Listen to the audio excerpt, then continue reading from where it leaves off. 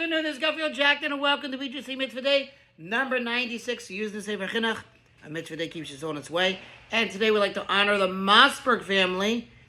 Thank you for listening. And once again, to each and every one of you, if you enjoy this Mitzvah Day, or the Halacha Day, or even if you don't enjoy it, it's a mitzvah to listen and learn. Spread the wealth. Share it with a friend. Tell them, hey, listen, get 1 or 2 minutes of Torah learning in a day. Listen to this mitzvah, the Halacha Day as well. And here we go. 96 from Parshas Truma, which is the second book, the prohibition to remove the poles from the Ark of the Covenant. The poles had to remain in place. Says the verse, the poles shall be in the rings of the Ark. They may not be removed from it. And that's quoting Exodus 25, chapter 25, verse 15.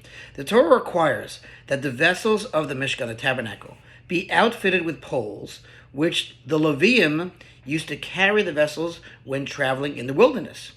Although the poles of the other vessels were removed when the Mishkan was standing, the Torah prohibits removing the poles of the Holy Ark at any time.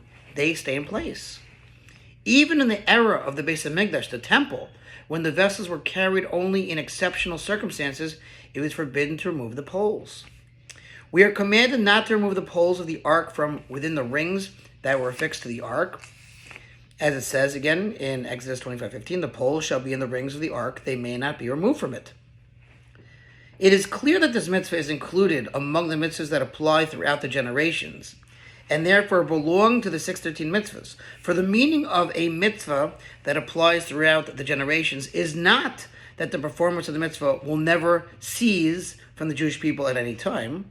Rather, the idea is this: any mitzvah that we were commanded to do for only a specific time and not longer, such as that which is written regarding the revelation at Sinai, where Hashem told us, be prepared after a 3-day period, do not draw near a woman, and similarly the injunction pertaining to Mount Sinai, which was also found in Exodus, no man shall ascend with you, nor may anyone be seen on the entire mountain, even the flock and the cattle may not graze facing that mountain, and anything similar to these, where the commandment pertained for only a short time, those are called mitzvahs that do not apply throughout the generations, right? Those were temporary mitzvahs just at that time period.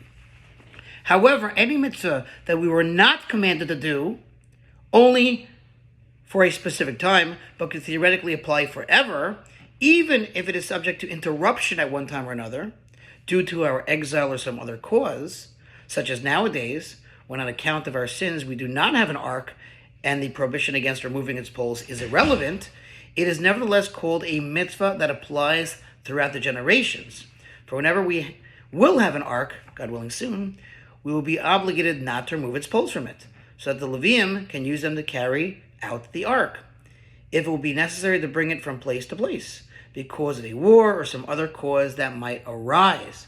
Okay, we'll continue just a little bit more, but we'll continue, God willing, tomorrow. Thanks for listening to Sponsor Future Mitzvah 36, 100 for the gold. Now we'll see you.